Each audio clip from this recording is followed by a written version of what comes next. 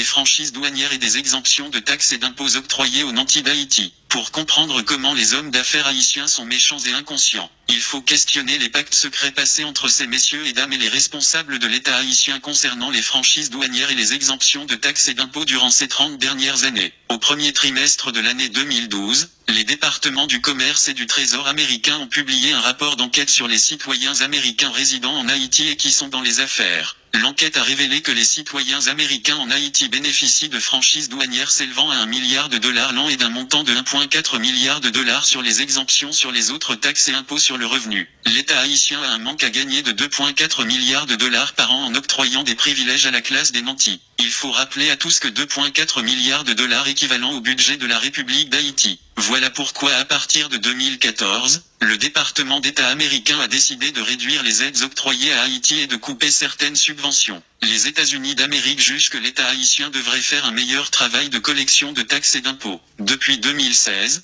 l'USE avait signifié au gouvernement provisoire de Jocelyn Prévert que les réductions d'aides allaient venir. C'est dans cette optique que des économistes comme Wilson Lalo choisissent de dresser un budget en augmentant les taxes et impôts des éléments de la classe moyenne et des masses populaires. Le pouvoir en place a fait le choix de ne pas entamer des réformes fiscales. Dans ce bref article, nous voulons analyser pour le grand public le pourquoi des franchises douanières et des exemptions de taxes et d'impôts dans une société capitaliste et expliquer à tous comment l'État haïtien devrait procéder pour rebalancer les choses et rendre justice aux pauvres qui souffrent dans ce pays. Nous sommes arrivés à un carrefour de notre histoire où les lampes commencent à se délier, où l'on ne peut pas continuer à rendre responsable le blanc parce que le blanc a décidé de nous donner une certaine marge de manœuvre pour voir si nous pouvons réellement nous prendre en main. Avec l'élection de Donald J. Trump, Haïti a la possibilité de tirer son épingle du jeu, d'effectuer des réformes en profondeur, d'établir des politiques publiques pour faire respecter le principe d'équité et d'égalité. Donald Trump durant sa campagne électorale avait promis que les États-Unis d'Amérique s'immisceront de moins en moins dans les affaires d'autres pays. Aujourd'hui, nous voyons clairement que l'administration Trump donne la primauté aux questions domestiques par rapport aux affaires étrangères. Qu'est-ce qui empêche à Haïti d'ouvrir un channel de communication avec la Chine populaire? Qu'est-ce qui empêche à Haïti de contacter des investisseurs au Moyen et au Proche-Orient? L'administration de Jovenel Moïse est otage de la classe d'affaires qui refuse de payer des taxes et des impôts.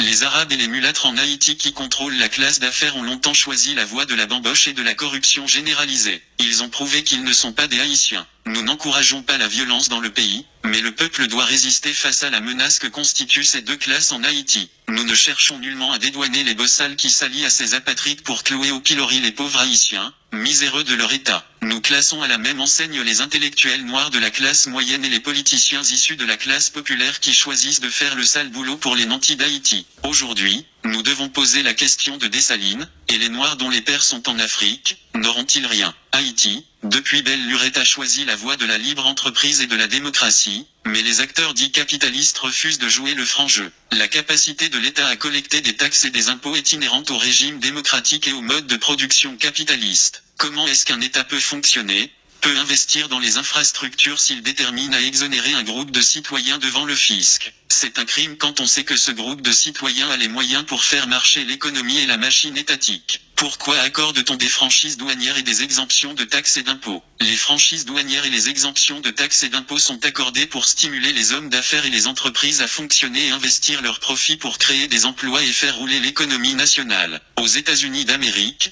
les entrepreneurs bénéficient de ces exemptions parce qu'ils investissent leurs profits à créer des emplois pour les éléments de la classe moyenne et le peuple en général. Il y a des mécanismes mis en place pour déterminer si un entrepreneur investit ou non ou s'il mérite de recevoir les exemptions en franchise douanière, sur les taxes et les impôts à payer. Que se passe-t-il en Haïti? La plupart des hommes d'affaires en Haïti sont citoyens américains. Nombreux sont issus du Moyen-Orient. Leurs profits sont entreposés dans des banques américaines, européennes, libanaises, syriennes et israéliennes. Ils n'investissent rien en Haïti. Pourquoi depuis plus de 30 ans l'État haïtien continue avec cette pratique d'exonération? Les dirigeants politiques sont élus et nommés par la classe des affaires. En contrepartie, ces derniers offrent des avantages juteux à cette classe qui n'a pas les intérêts de la nation haïtienne. haïtienne à cœur. Nous sommes arrivés à un carrefour où nous réalisons que le populisme de droite et de gauche sont des manœuvres entreprises par les élites pour zombifier le peuple. Qu'est-ce que la gauche a foutu depuis 1986 en Haïti? Il y a une tendance à considérer les hommes d'affaires en Haïti comme de vulgaires imbéciles qui n'ont ni lecture ni écriture. C'est une fausse idée entretenue par les nantis mêmes. La plupart de ces hommes d'affaires sont très instruits et ont fait leurs études dans les meilleures universités au monde. Ils comprennent bien le fonctionnement d'une société capitaliste. C'est en connaissance de cause qu'ils choisissent de faire mal à Haïti, aux miséreux et aux appauvris haïtiens. En affaiblissant l'État, ils font d'une pierre deux coups. Ils bénéficient des largesses des dirigeants incompétents et inconscients et ils rendent impossible toute tentative de soulèvement et de changement du peuple haïtien. Ils encouragent de faux conflits dans le pays, ils arment des bandits un peu partout pour semer le trouble. Dans tout pays sérieux,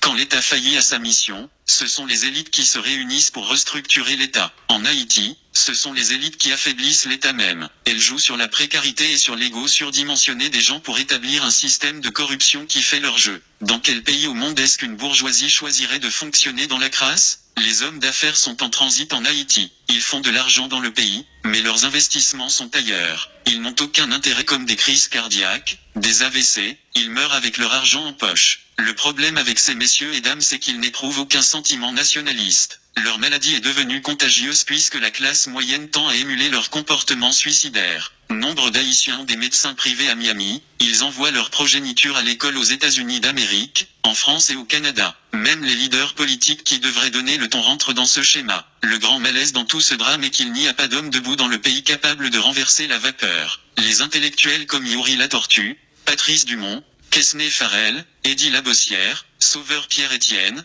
Georges Michel, etc. qui auraient pu dénoncer ces manœuvres sont relégués au banc des lâches et des opportunistes. Ils profitent eux aussi du système. Qu'est-ce qui explique qu'un intellectuel comme Quesnay Farel choisit de ne pas produire des livres pour expliquer les jeunes pourquoi Haïti est pauvre? C'est bien de parler à la radio, mais le devoir d'un intellectuel est avant tout d'écrire pour la postérité, de faire comprendre et d'aider ceux qui peuvent lutter à appréhender le réel. Il y a des dizaines de milliers d'intellectuels haïtiens qu'on aurait pu mettre en cause et blâmer, mais on cite ces noms parce qu'ils sont plus en vue. Comment va-t-on et peut-on sortir de ce carcan? La pensée critique c'est ce qui fait défaut à Haïti, à sa jeunesse et aux militants qui sont prêts à faire le sacrifice ultime. Voilà pourquoi aujourd'hui nous voulons finir avec le palme-épale et nous encourageons ceux qui ont la lumière de la connaissance et du savoir-faire explicite à partager leurs expériences. Nous ne voulons blâmer personne. Nous donnons à tout un chacun la chance de faire peau neuve. Il y a une excuse que certains intellectuels noirs de la classe brandissent à chaque fois qu'un élément de la diaspora les met en cause. Ils disent qu'ils ont choisi de rester en Haïti, malgré tout et que nous avons décidé de partir. Rester en Haïti est un choix calculé puisqu'ils font de l'argent, ils bénéficient dans une certaine mesure de l'ignorance de la masse. Certains économistes en Haïti et experts en sciences sociales sont assez aisés aujourd'hui et ils ne courent pas de grands risques à dire la vérité aux jeunes. L'opportunisme c'est tout ce qui caractérise le silence de nos intellectuels. Je sais que les réactions vont pleuvoir, mais aujourd'hui tout ce que l'on demande aux intellectuels noirs de la classe moyenne c'est d'être proactifs. Nous ne choisissons pas de tirer à boulet rouge sur les intellectuels vivant en Haïti et innocenter ceux qui vivent dans la diaspora. Ils sont tous à la même enseigne. Je dirais même que ceux qui vivent dans la diaspora sont beaucoup plus inconscients que ceux qui vivent en Haïti. Au moins, ils ont une certaine liberté et une certaine marge de manœuvre pour élever la voix dans le confort nord-américain et européen. À quand l'Haïtien éduqué et instruit finira par réaliser qu'il fait partie du problème? Je peux comprendre que la plupart des Arabes n'a pas de sentiment d'appartenance comme aurait dit Serge Beaulieu. Je peux comprendre que les mulâtres ont choisi de faire le Camp Gérard parce qu'ils comprenaient qu'ils étaient en position de régner en maître et seigneur après l'indépendance. En effet, ils se sont alliés aux généraux noirs et ont tué Jean-Jacques Dessalines,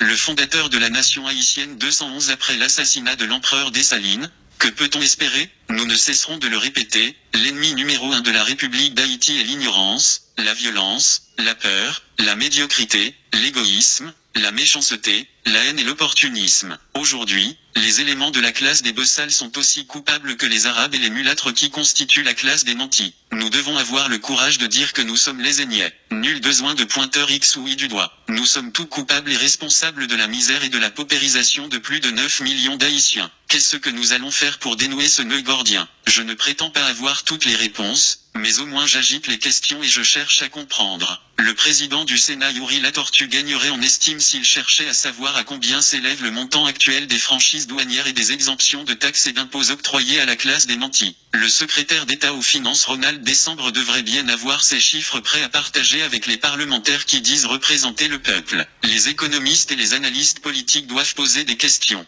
Nous faisons semblant de ne pas voir et de ne pas comprendre. Et pourtant nous sommes assez instruits pour comprendre. J'aimerais bien que des économistes comme Quesnay Farrell et Eddy Labossière nous parlent du manque à gagner de l'État haïtien et du peuple haïtien dans l'octroi de ses franchises douanières et des exemptions de taxes et d'impôts. La séance tenue au Sénat de la République la semaine dernière sur les juteux contrats d'électricité ont permis à plus d'un de comprendre à quel point les élites économiques plumant la poule Haïti et son véreux. Octroyer des privilèges à ceux qui peuvent payer et qui n'investissent pas dans le pays est un scandale. Certains vont me dire que les hommes d'affaires ont des entreprises ça et là. Je leur dirai tout de go que le système d'oligopole et de monopole qu'ils établissent dans le pays par la peur et la violence décourage la compétition. Qu'ils partent et plus d'un verront comment les bien-pensants finiront par prendre les choses en main. Ceux qui sont lucides et qui voient clair doivent avoir le courage de dénoncer le mal que nous vivons en Haïti et de réfléchir sur le comment construire une société juste et plus équitable où règne la primauté des lois. L'État haïtien doit fermer le robinet des franchises douanières et des exemptions de taxes et d'impôts. Jovenel Moïse doit cesser de jouer au sourd et à l'imbécile pour enfin assumer ses responsabilités de chef d'État. Il doit se mettre au travail comme chef d'État. Il y a des hommes qui ont l'expertise nécessaire pour mener des enquêtes et aider l'État haïtien à appréhender le problème. Il suffit de crier à l'aide. Nous demandons aux jeunes haïtiens de consentir des efforts pour se former. Grâce à Dieu,